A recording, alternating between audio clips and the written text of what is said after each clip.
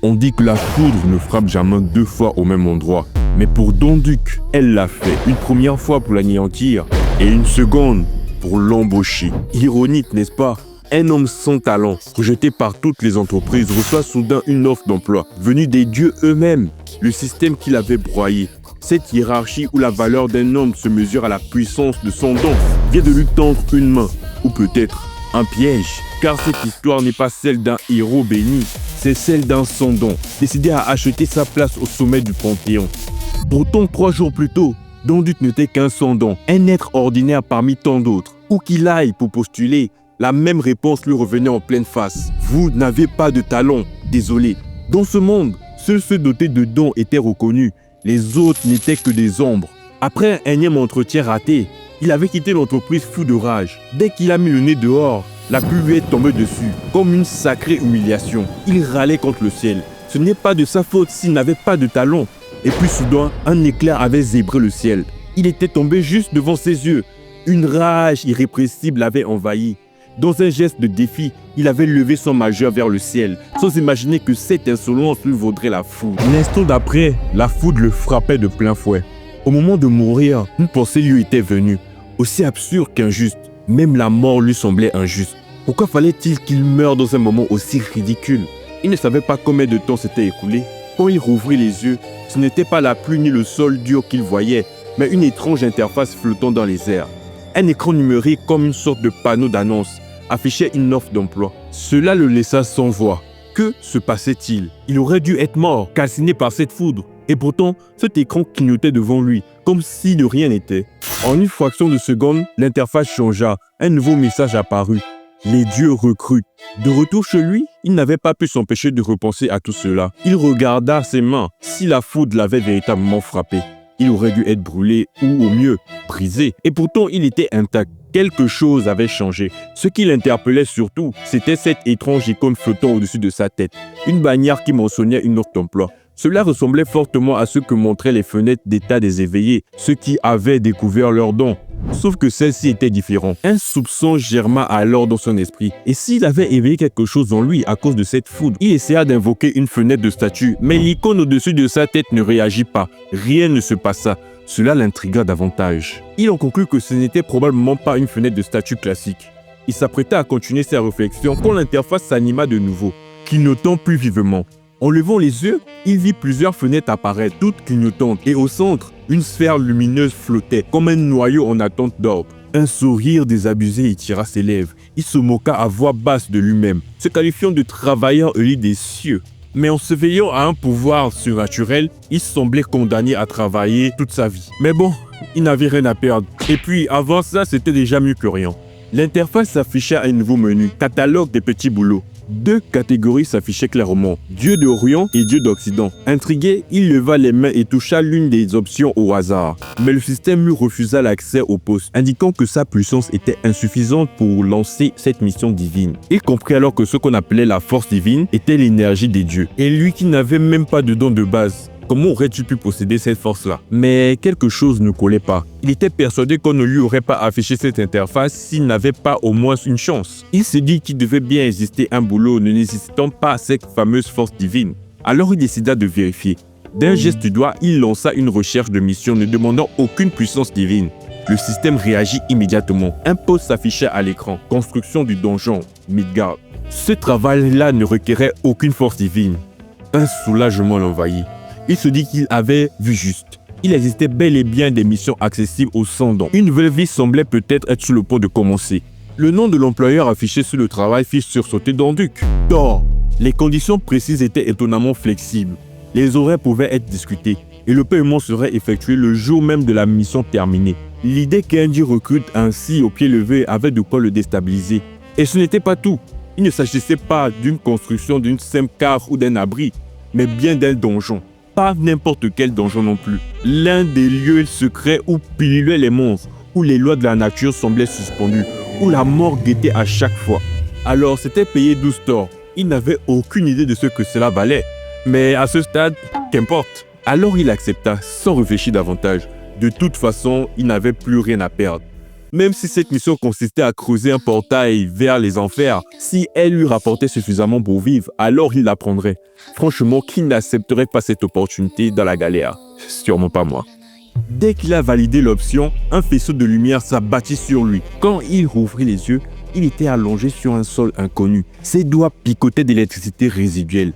Tout autour de lui vibraient d'une énergie étrange. Il comprit vite qu'il n'était plus sur Terre. Les cieux, les couleurs, les sons, tout ici respirait l'autre monde.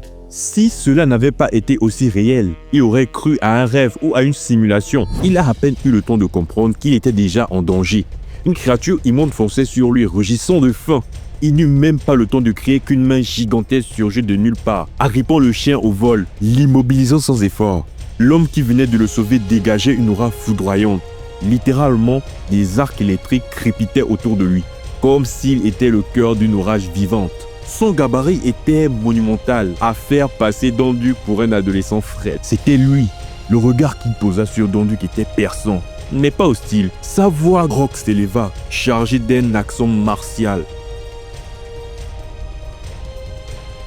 Donduc resta figé, impressionné par cette puissance, à l'état brut. Ce type semblait sorti tout droit d'un mythe nordique, d'un anime d'action où le héros libérait sa force divine. Mais à peine eut-il le temps de le scruter, le dieu changea de ton. Un sourire franc fendit son visage. Il lui tapota l'épaule avec une vigueur presque comme s'ils étaient de vieux potes. Il le rassura, il n'y avait pas de quoi s'en faire. Son nom était Thor, il l'avait sûrement entendu maintes fois. Sans plus de cérémonie, il le souleva d'une main et l'entraîna marcher à ses côtés. Le molosse avait disparu, envolé sans doute projeté quelque part dans un autre monde. Donduc ne put s'empêcher de remarquer le marteau que tenait Thor. Aucun doute possible, le marteau du tonnerre, Mjolnir. Le dieu du tonnerre tourna la tête vers lui, l'observant avec curiosité. D'après ses habits, il devina l'origine asiatique, peut-être même un dieu d'une de cette région. Donduc sursauta. Thor venait-il vraiment de le prendre pour une divinité? Il n'était qu'un humain frêle et sans pouvoir, mais il se garda bien de le contredire. Il décida de jouer le jeu et confirma d'un ton évasif. Oui, il était bien un dieu, même si son domaine ne couvrait qu'un modeste monticule. À cette déclaration, Thor éclata de rire. Il tapa bruyamment dans le dos de Donduc avec bonhomie. Un dieu de la terre donc. Il croyait avoir déjà entendu parler d'un tel dieu, un protecteur de collines de petits villages. Il n'en était pas très sûr. Puis son regard glissa vers les vêtements de Donduc. Il les détailla du regard. Ce style-là, ça sentait fortement la culture humaine. Thor s'en étonna. Un frisson parcourut Donduc. Avait-il été trop négligent? Avait-il éveillé les soupçons avec son look trop moderne?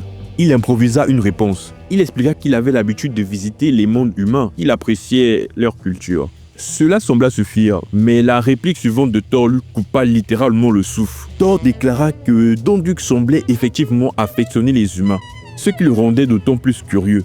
Pourquoi donc un dieu attaché aux humains acceptait-il une mission qui consistait à construire un donjon destiné à les massacrer? Face à la question directe de Thor, Donduc perdit un instant ses moyens. Il tenta de rester impassible, sans se justifier davantage.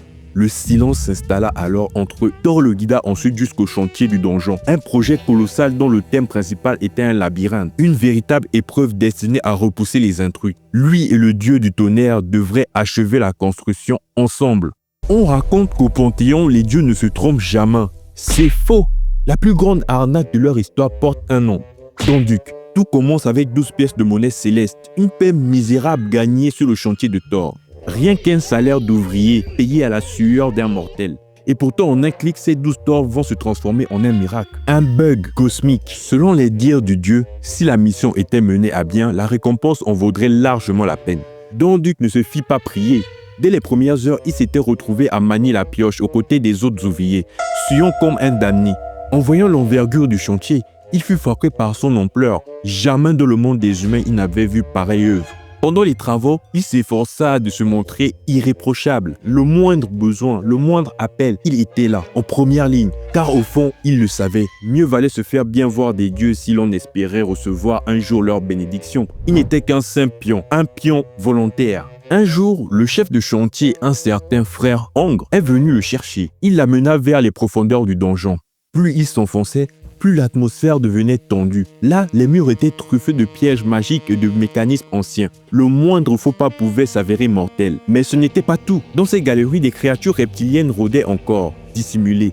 Il s'agissait d'hommes lézards, programmés pour servir d'obstacle aux futurs explorateurs humains. Frère Hong continua ses explications. Au-delà de cette zone se trouvait le territoire des gobelins.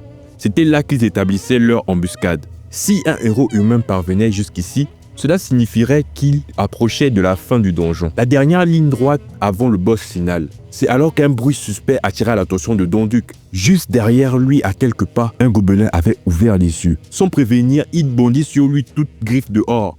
Donduc sursauta violemment, incapable de comprendre pourquoi cette créature l'attaquait si soudainement. Mais à peine 2 secondes plus tard, le gobelin s'effondra au sol de rire. Et c'était véritablement une farce. Même frère Hong ne put s'empêcher de lâcher un fou rire.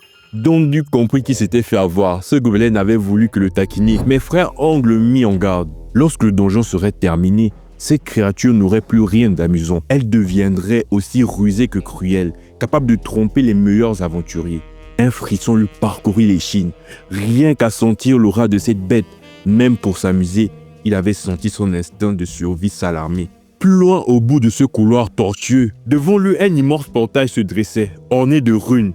Il devina qu'il s'agissait de la salle du boss. C'est là que tout se jouait. Thor arriva dans son dos, l'air satisfait. Il s'approcha à grands pas et s'adressa à lui avec entrain. Alors, ce petit dieu de la colline, comment il se sentait après 2 jours de dur labeur? Donduc se redressa aussitôt, s'inclinant avec respect et répondit que tout s'était déroulé sans encombre, en remerciant le dieu pour son attention. Frère Hong enchaîna immédiatement, signalant que l'ensemble des travaux étaient désormais terminés, ne restant plus que des finitions. Thor acquiesça d'un geste et leva son marteau. Mais au lieu de s'en aller, il brandit l'arme au-dessus de sa tête. Donduc écarquilla les yeux paniqués. Pourquoi levait-il son marteau? Avait-il dit quelque chose de travers? Thor lui dit de ne pas s'inquiéter. Il lui rappela tout simplement qu'à leur prochaine rencontre, il attendrait de lui quelques idées de donjon style asiatique, histoire de varier un peu les styles. Et sans lui laisser le temps de réagir, Thor abattit son marteau sur le crâne de Donduc. Et boum! Mais il ne mourut pas. Il rouvrit les yeux allongés sur le sol de son appartement. Le plafond familier de son monde humain était revenu. Il peinait à reprendre son souffle. Alors c'était donc ça?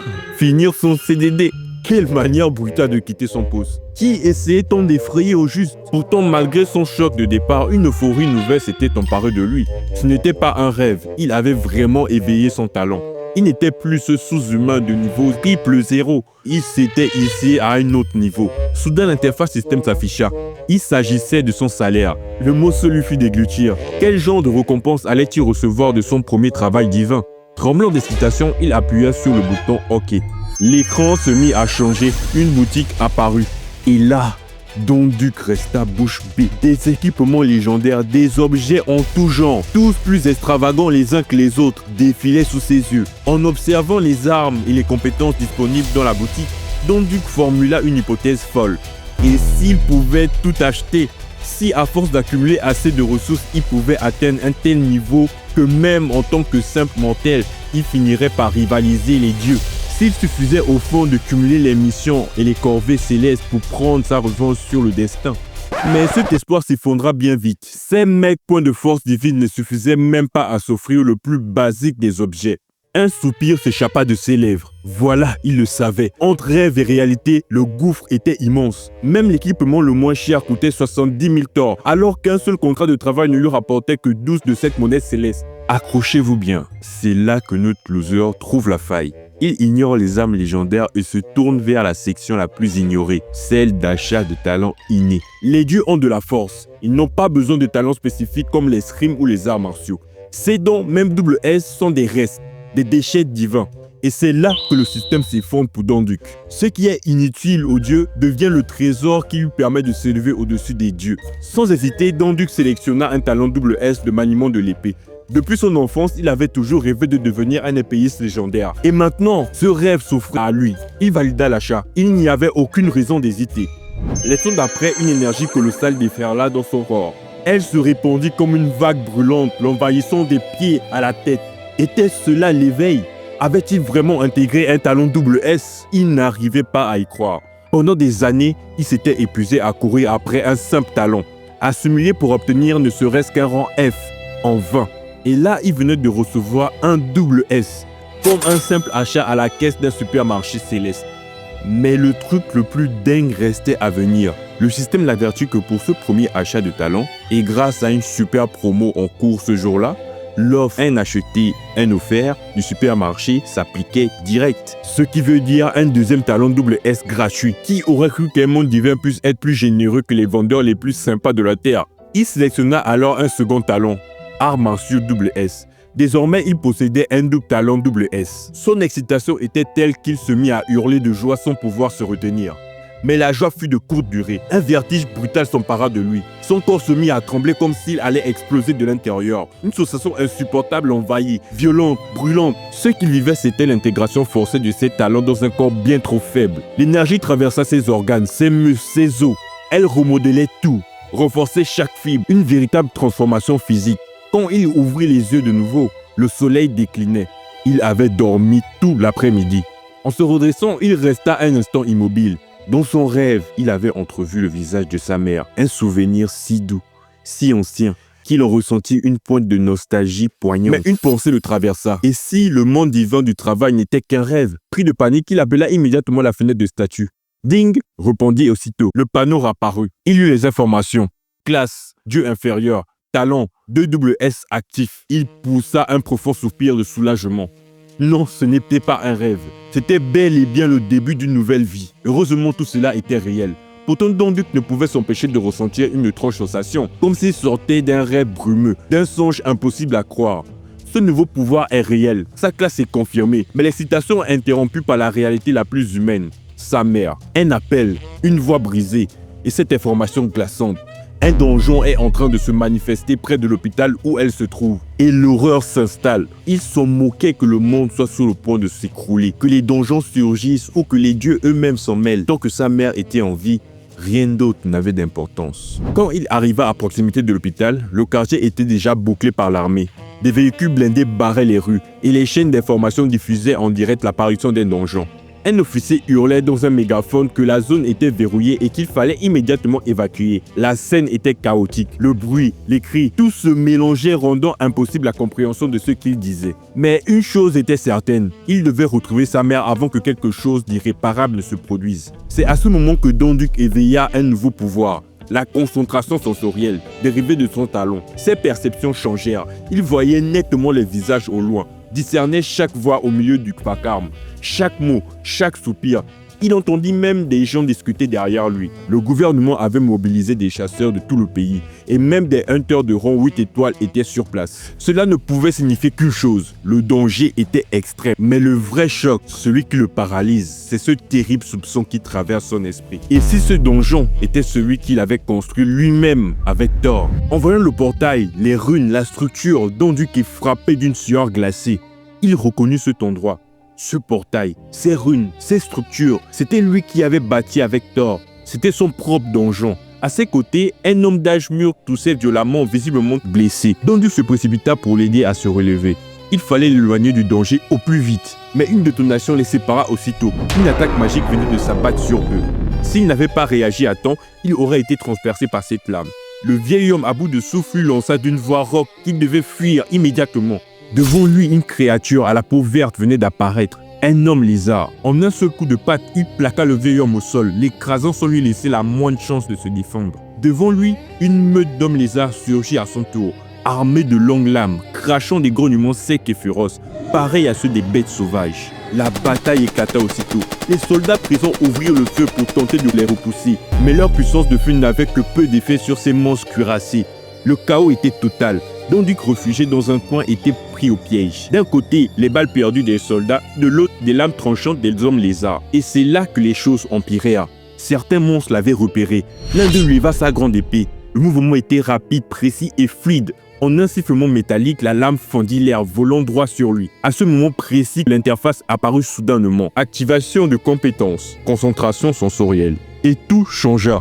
La lame qui volait droit vers lui ralentit, comme si elle se mouvait dans la mélasse. Pour lui, c'était devenu aussi long qu'un escargot. Dans un réflexe qu'il ne comprit même pas, il tendit la main et saisit la dague en plein vol, en attrapant son dos tranchant avec ses doigts. Son regard s'élargit de stupeur. Même lui ne comprenait pas ce qu'il venait de faire. Comment avait-il pu bloquer cette attaque sans préparation, sans entraînement? Mais il n'eut pas le temps de s'attarder sur sa propre surprise. Le lézard vert venait déjà de changer de cible.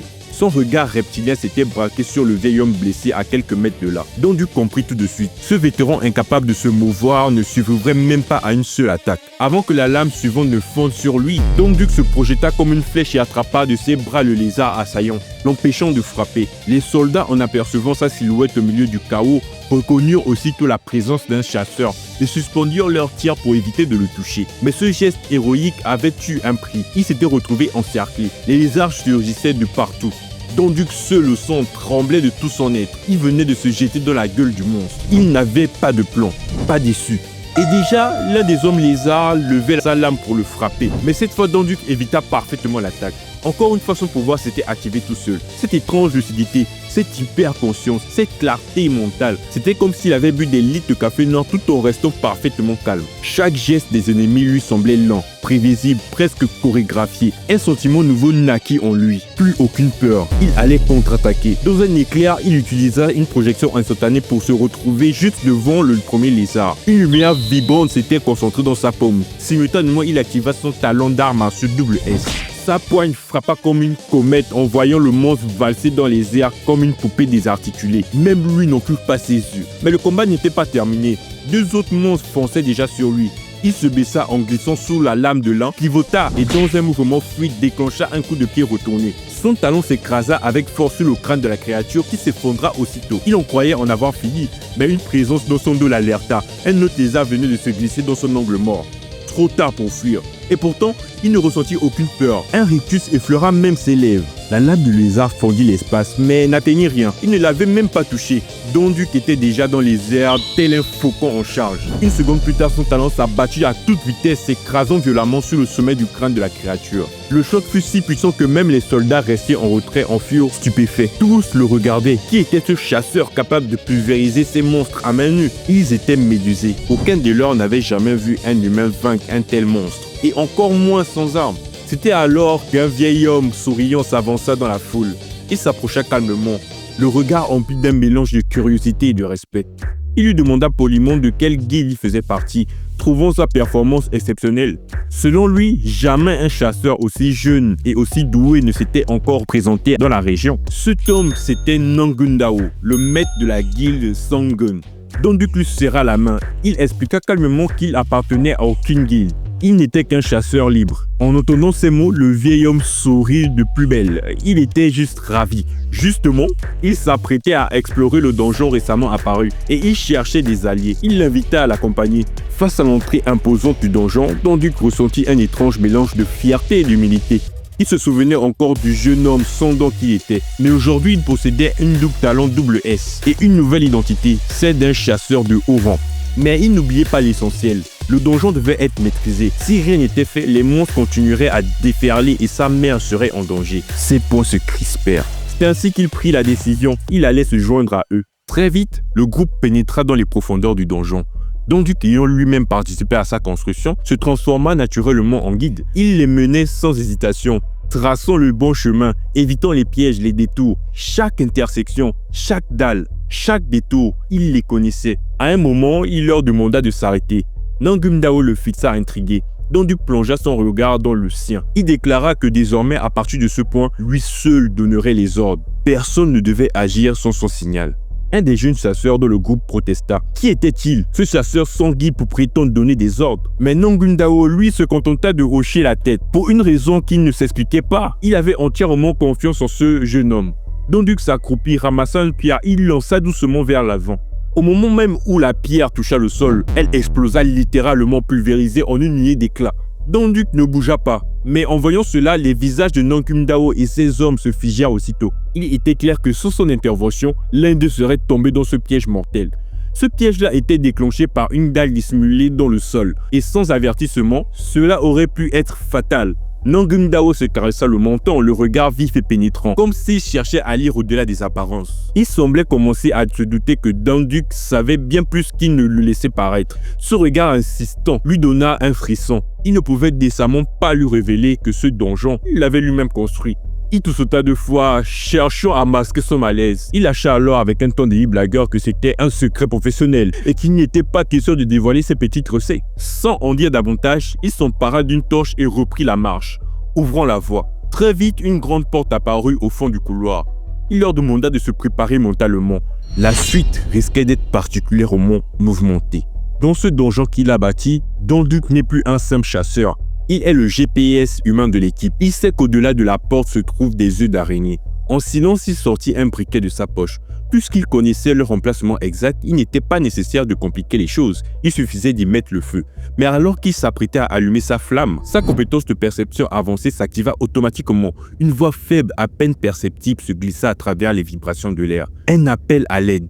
Il tressaillit. Un survivant ici? Sans hésiter davantage, il fit barrage à celui des chasseurs qui allait allumer le feu. Il leur expliqua qu'il y avait peut-être quelqu'un d'encore vivant dans la pièce, qu'il valait mieux fouiller avant de réduire tout ensemble. Nangum Dao prit l'information au sérieux. Il ordonna à ses hommes de concentrer leurs efforts sur les recherches et précisa que, jusqu'à nouvel ordre, toute l'opération passerait sous la direction du petit cachotier, nom qu'il avait trouvé à Donduc. Donduc en resta bouche bée. Depuis quand il était-il devenu le commandant de l'expédition? Il n'eut pas le temps de protester qu'une jeune femme s'approcha de lui. D'un ton sincère, elle le remercia. Sans son intervention, elle n'aurait jamais évité le piège électrique. Il fut pris au dépourvu. Le simple fait qu'une fille lui parle ainsi le déstabilisa. Il n'avait jamais tenu la main à une femme, encore moins reçu ses compliments. Elle s'éloigna ensuite avec un petit sourire, lui conseillant d'amener une épée pour sa prochaine excursion dans le donjon. Il ne sut que répondre. Peu après, il reprit la tête du groupe et les guida vers la salle suivante. À peine avait-il franchi le seuil qu'il sentit quelque chose d'anormal. Il leva les yeux d'un coup. Le monstre était suspendu juste au-dessus d'eux. Un des jeunes chasseurs pris de panique laissa échapper un cri de terreur appelant à l'aide.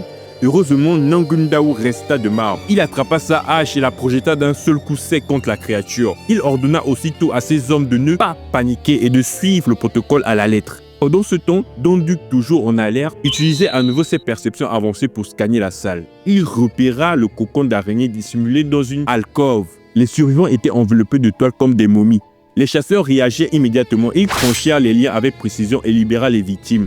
Sa réussite est fulgurante, son aura est magnétique. Il est adoubé par Nangum Dao, qui lui glisse d'un air mi-amusé, mi-intrigué, qu'il aurait presque cru que ce donjon avait été fabriqué par lui, sur mesure. Ce sont des compliments pour le leader, mais des couteaux pour le jeune chasseur récalcitrant. Ils poursuivirent leur avancée. Au bout du couloir, un symbole se dessina sur le mur. Donduc le reconnut aussitôt. Un emblème gobelin. Il s'en souvenait parfaitement. C'était lui-même qui l'avait gravé à cet endroit. Il leur demanda alors la permission d'entrer seul dans la pièce, préférant gérer cette zone lui-même. Mais le même jeune chasseur s'énerva aussitôt. Il ne supportait plus son arrogance. Ce dernier incarne la jalousie pure, l'incapacité d'accepter l'ascension d'un inconnu. Il accuse Donduc de vouloir s'accaparer des trésors cachés dans la salle. Pour lui, ce n'était qu'un coup monté pour mettre la main sur un butin personnel. Le succès attire les alliés respectueux, mais aussi les conflits internes. Cependant, Nangum Dao ne voyait pas les choses aussi radicalement. Il ne refusait pas l'idée de laisser Donduc entrer seul, mais il estimait que cela restait trop dangereux. Ce dernier proposa alors un compromis. S'il pouvait l'accompagner, à condition que tout le monde suive ses instructions à la lettre. Le jeune chasseur recalcitrant serra les dents. Il n'avait rien dit, mais ses poings trahissaient sa frustration.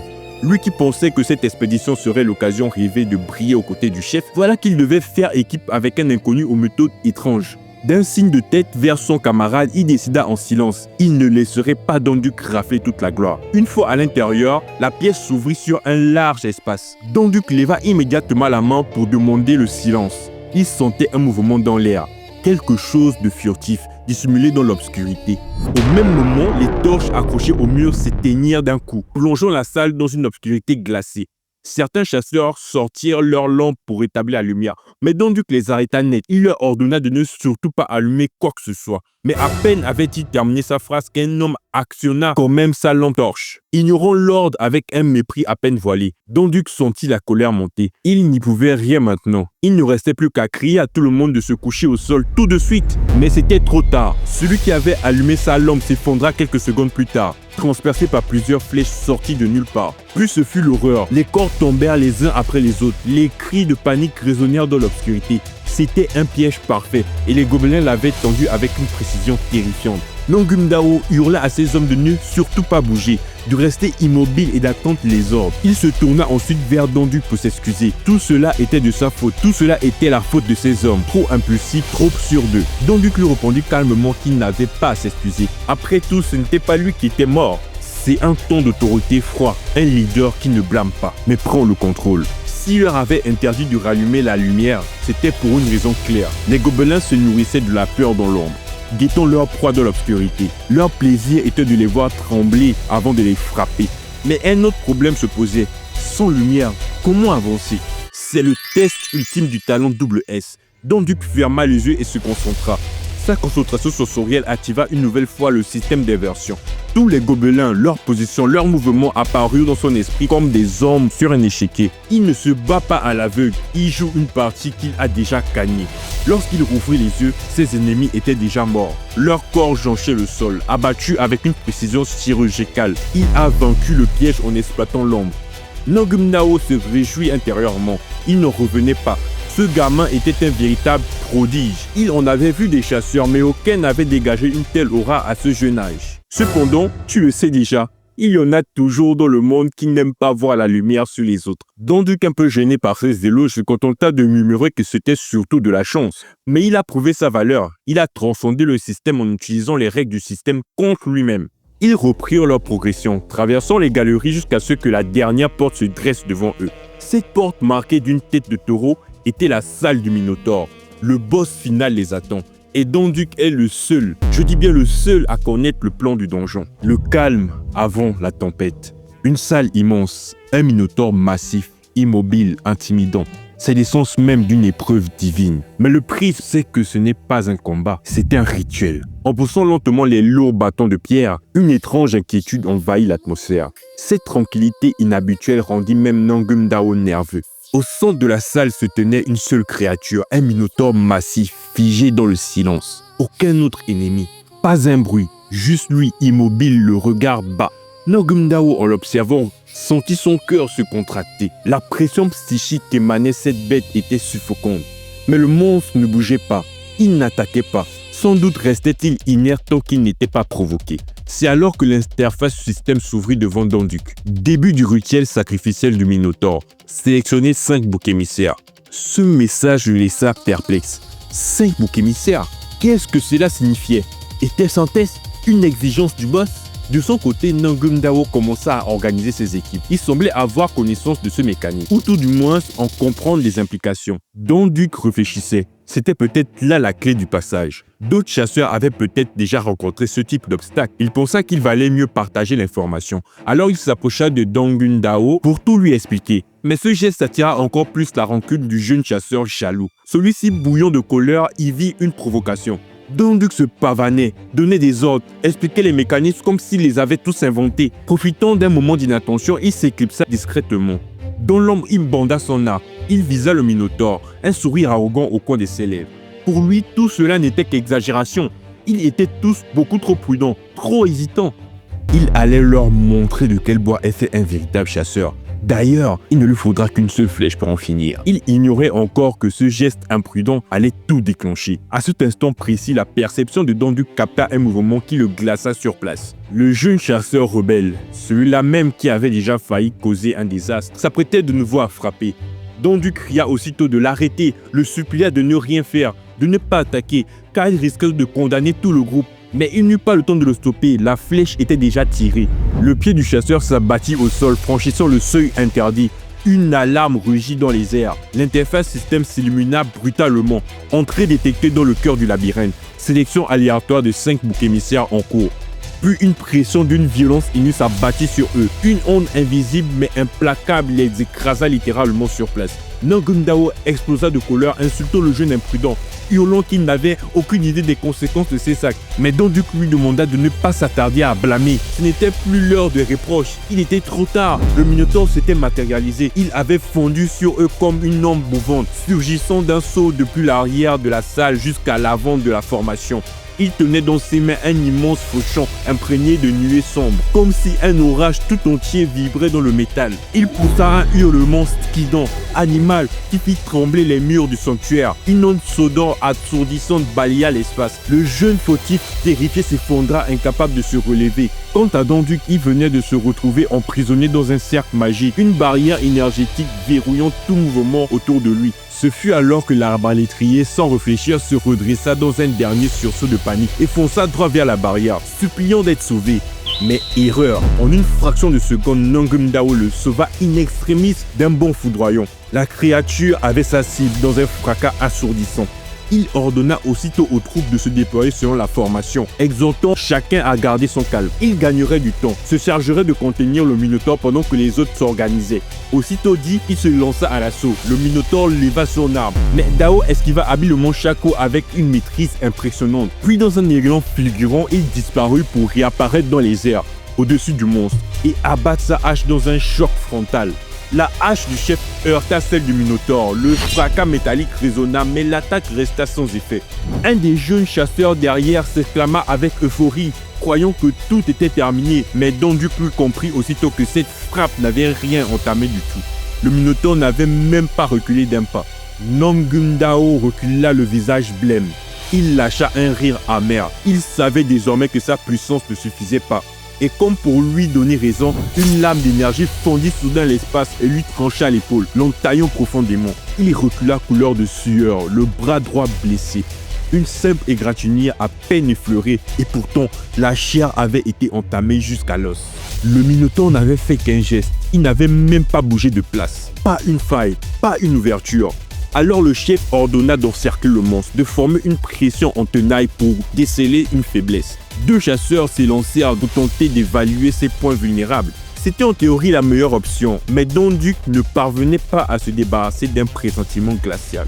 Le Minotaure restait là, immobile, insensible à l'agitation, comme si leur présence ne l'affectait en rien. Comme s'il les tolérait encore, jusqu'au moment où il déciderait de frapper.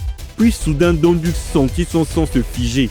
Le Minotaure avait reculé d'un pied, soulevé sa hache et pris une posture familière. Il vit l'arme basculer en arrière, les éclairs crépitaient à sa surface. C'était exactement la même technique que Thor. Ce mouvement précis, la signature de Soul Ray, la frappe universelle, l'attaque mythique du dieu de la foule, Nangum Dao l'a reconnu lui-même. Son visage blêmi, il hurla à ses hommes de l'intercepter avant qu'ils ne puissent concentrer son énergie. Trois d'entre eux se lancèrent aussitôt, fonçant droit sur la créature. Mais déjà, les arcs électriques serpentaient les airs. Les éclairs dansaient sur le sol. Les murs vibraient. Donduc hurlait à son tour, leur ordonnant de reculer immédiatement. Il leur cria que ce coup ne pouvait être encaissé par personne, qu'ils allaient être pulvérisés. Mais le chef, croyant encore que le timing était bon, leva sa hache pour frapper de nouveau. L'instant d'après, il comprit son erreur. Son corps venait de se figer, littéralement. Il restait debout, l'arme levée, le regard figé, incapable d'avancer d'un millimètre. L'attaque du Minotaure n'était même pas encore lancée. Et pourtant, le chef était déjà paralysé dans sa propre posture. Cela voulait dire une seule chose. La puissance qui se préparait à être libérée dépassait tout ce qu'il avait déjà imaginé. Le jugement de Donduc avait été une erreur. Son corps se projeta soudain tel un éclair, apparaissant entre Nangum Dao et le Minotaure. Dans un ultime sursaut, il décocha un coup de pied directement dans le visage de la créature, espérant briser l'élan de sa technique. Il venait de dépasser sa propre limite de vitesse, repoussant tout ce que son corps pouvait encaisser. Mais malgré cela, il arriva trop tard. Une explosion monstrueuse éclata depuis le cœur du champ de bataille, émise par la technique que le Minotaure avait réussi à libérer. Une onde de choc foudroyante s'abattit sur eux, balayant Donduc comme un fétu de paille. Son corps s'écrasa violemment au sol, projeté hors du cercle de combat. Autour de lui, leur groupe gisait en lambeaux, éparpillés, écrasés par la puissance inhumaine de l'ennemi. Les compagnons restés à l'extérieur de la barrière hurlaient d'impuissance, mais le dôme magique était intact. Aucun renfort ne pouvait entrer et de toute manière, même s'il l'avait pu, aucun d'eux n'aurait fait le poids face à une telle monstruosité. Étendu au sol, Donduc serrait les dents. Il sentait la vie se vider peu à peu dans son corps. Mais ce n'était pas la douleur qui le rongeait, c'était l'amertume. Il avait cru, après tant d'années, avoir enfin éveillé un don. Il avait entretenu une lueur dans sa vie, une raison d'espérer, de se battre. Et maintenant, il allait mourir ici, dans ce gouffre pliant, sans gloire, sans sens. Son poing glissa dans la poussière, puis il sentit soudain quelque chose sous ses doigts. Quelque chose de familier. Quand ses doigts s'y refermèrent, un sourire se dessina sur ses lèvres. Peut-être que tout n'était pas perdu. Dans un grondement sourd, son corps se releva lentement, comme porté par une volonté nouvelle. Une brume pâle enveloppa son être. Lorsqu'elle se dissipa, une épée était apparue dans sa main. L'acier chantait dans l'air, la lame vibrait d'une énergie étrangère, mais pourtant intime. Un éclat tranchant fendit le silence. Le ki de l'épée bouillonnait autour de lui, se levant comme une aura indomptable. Donduc se mit à rire. Il n'avait jamais eu l'intention de mourir ici. Il avait trop donné, trop lutté pour abandonner maintenant. Au même instant, sa compétence d'escrime de niveau WS s'activa. Et cela, le Minotaure le ressentit aussitôt. Ses yeux rouges brillèrent d'une lueur de menace. Pour la première fois, la bête comprenait qu'elle faisait face à un adversaire véritable. Donduc ricana doucement.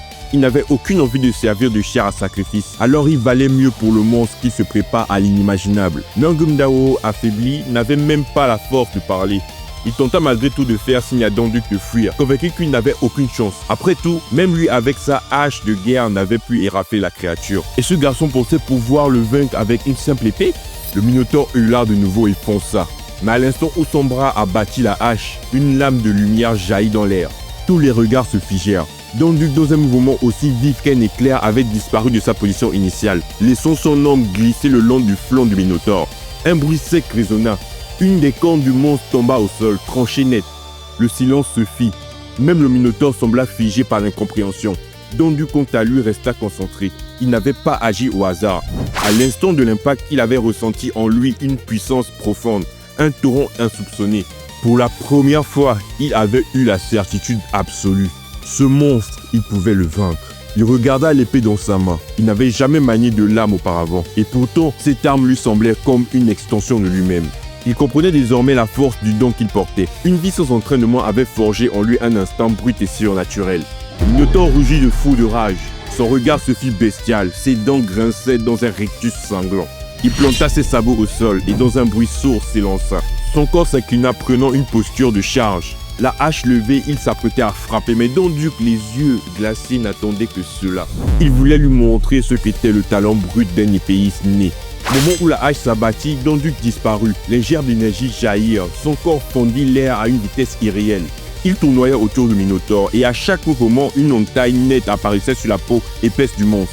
Nangum Dao, les yeux écarquillés, ne parvenait même pas à suivre les mouvements. C'était comme si 6 attaques venaient de pleuvoir en une seconde. Lui qui avait toujours cru que Donduc n'était qu'un simple chasseur sensoriel se retrouvait à contempler un épéiste d'une maîtrise inhumaine. Et pourtant, rien n'était encore joué. Le Minotaure tenait bon. Sur son torse, une seule fente sanglante apparaissait. Un coup, une blessure minuscule. Donduc serra les dents. Il jura intérieurement si seulement il avait eu une arme digne de ce nom. Cette attaque aurait pu le trancher en deux. À cet instant, le Minotaure était véritablement enragé. Il savait déjà que Donduc n'était pas un simple combattant, mais il ne s'attendait pas à ce qu'il parvienne à l'entailler. Les membres du groupe encore valides paniquaient. Même s'ils avaient tous été témoins de la puissance colossale de Donduc, aucun ne croyait qu'il puisse réellement vaincre ce monstre. Nangum Dao, furieux, grogna qu'une telle attaque à elle seule rappelait les techniques de certains maîtres orientaux légendaires. Si elle n'avait pas suffi à abattre le Minotaure, c'était uniquement à cause de la médiocrité de l'arme. Donduc lui jeta un regard à son épée. La lame menaçait de se briser. Fondue de toute sa longueur, il savait qu'elle ne tiendrait pas plus longtemps. À ce rythme, il n'aurait droit qu'à 1 ou 2 attaques encore. Il devait provoquer une ouverture, une seule, et viser juste. C'était sa seule chance. Il bondit soudain, tentant de reprendre l'initiative en fonçant vers le Minotaure.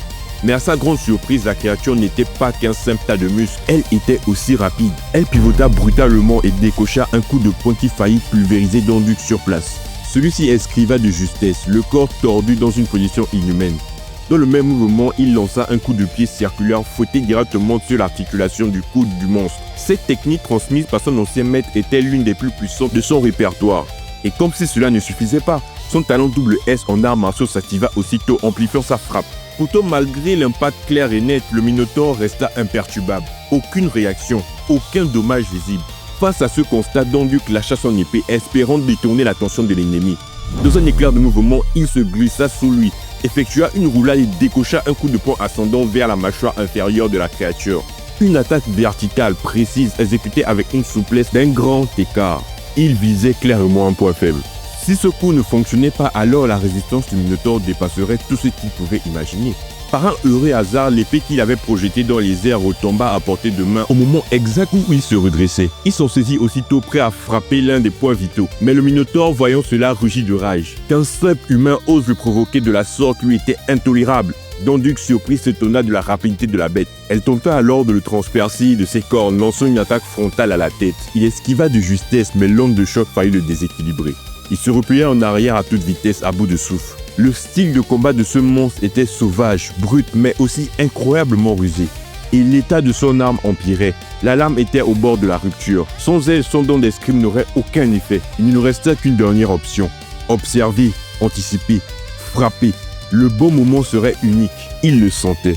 Son regard scruta chaque mouvement du monstre. Et là, il le vit. Un détail, une faille, un instant d'imprécision dans le rythme de la respiration du monstre. Une articulation mal protégée.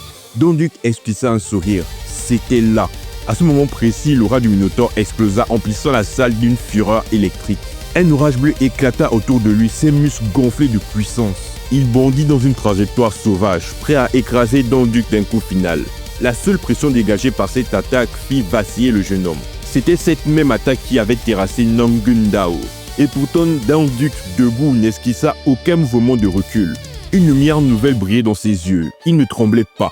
Il dégageait une force inédite, presque surnaturelle, comme un dieu de la guerre prêt à tout réduire en cendres. Nangundao le regarda stupéfait. Il n'osait y croire. Ce garçon n'était-il pas en train de défier à lui seul toute une puissance d'un Minotaure? Les deux auras se faisaient face, égal à égal, prêts à exploser. L'air vibrait, le silence s'alourdissait. Donduc s'était positionné. S'il réussissait cette attaque, ce serait la victoire. Dans le cas contraire, ce serait la mort. Il n'y aura pas de seconde chance, pas de retour possible. Le Minotaure de son côté avait terminé sa charge d'énergie. Il n'attendait plus que l'assaut. Un éclair traversa la salle, le sol gronda, leurs regards se croisèrent. Le pied massif du Minotaure frappa lourdement le sol et dans une fraction d'instant, son corps disparut. La confrontation finale avait commencé. Déterminé à en finir, Donduc s'élança dans un élan fulgurant, l'œil brûlant d'une résolution que rien ne pouvait arrêter. Son corps lacéré de toutes parts saignait, mais chacune de ses blessures semblait s'ouvrir davantage sous l'effet de l'aura tranchante qui l'enveloppait. Le Minotaure, quant à lui, restait immobile, campé dans sa puissance, tenant sa hache gigantesque à bout de bras, prêt à la battre comme un jugement dernier. Donduc, traînant son épée, parvint jusqu'à la bête. Il le savait, s'il frappait le premier, s'il pouvait sceller sa gorge avant l'impact, alors la victoire serait sienne. Dans ses yeux brillait une férocité sans concession, et il murmurait intérieurement une prière. Plus vite, encore plus vite. Mais au tout dernier moment, alors que l'arme de Minotaure menaçait de s'abattre, il planta sa lame directement dans sa poitrine, concluant l'assaut dans une posture d'une élégance éclatante. Mais dans le bruit sec du métal brisé, la réalité le frappa, sa lame venait de céder. L'épée usée jusqu'à l'extrême se désintégrait dans sa main, incapable de supporter davantage. Et malgré la précision et la puissance de l'attaque, le Minotaure n'avait pas succombé. Une vague de désespoir l'envahit. Avait-il tout donné pour rien? Devait-il vraiment mourir ici, dans les entrailles de ce labyrinthe? Il vit la hache du Minotaure s'abattre, massive, implacable. Il n'aurait même pas le temps d'esquiver. C'est alors que le récit bascule une dernière fois. Non pas par la force divine, mais par la rédemption humaine. Attrape! D'un réflexe fulgurant, il saisit une arme volante, une épée, sans espoir. Et contre tout attendre, celui qui lui avait lancé n'était autre que ce compagnon peureux qui, jusque-là, ne cessait de jalouser son talent. Donduc esquissa un sourire ironique et silencieux, un merci sincère presque moqueur. Le jeune homme que tous surnommaient le lâche poussa un cri de ralliement. Il affirma croire en Donduc, croyant qu'il vaincrait ce monstre, qu'il ressortirait vivant, tous ensemble. Donduc bondit aussitôt, enfonçant cette nouvelle lame dans une zone vulnérable du Minotaure, concentrant dans ce coup toute sa puissance accumulée, sans rien retenir. À ce moment-là, dans les profondeurs du donjon, l'air vibrait d'un silence suspendu. Dehors, devant l'entrée du labyrinthe, une foule compacte s'était amassée, spectateurs anxieux des nouvelles à venir. Les journalistes à l'affût braquaient leurs caméras sur l'autel du cercle de téléportation. Une lumière apparut, et peu à peu, une file de silhouettes émergea de la brume.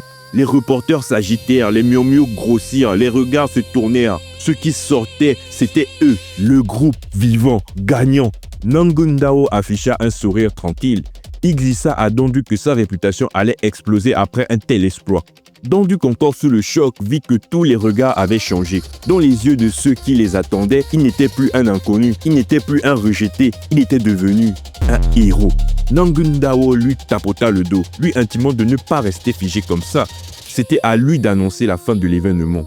Il en avait été le cœur, la force, la raison de leur survie. L'homme que l'on méprisait pour son absence de talent est désormais le héros reconnu, celui qui a conquis le donjon qu'il a lui-même aidé à construire. La boucle est bouclée. Le paria a transcendé le système qu'il a humilié en utilisant les outils de ce même système pour se lever au-dessus des dieux et des hommes. Il lève le poing. Il annonce la victoire. L'ascension fulgurante est totale. En quelques heures, il était devenu une légende locale. On l'interpellait de tous les côtés. Les journalistes cherchaient à lui poser 1001 questions. Il n'avait plus une seconde de répit. Mais malgré cette soudaine gloire, il se sentait encore étranger à cette version de lui-même.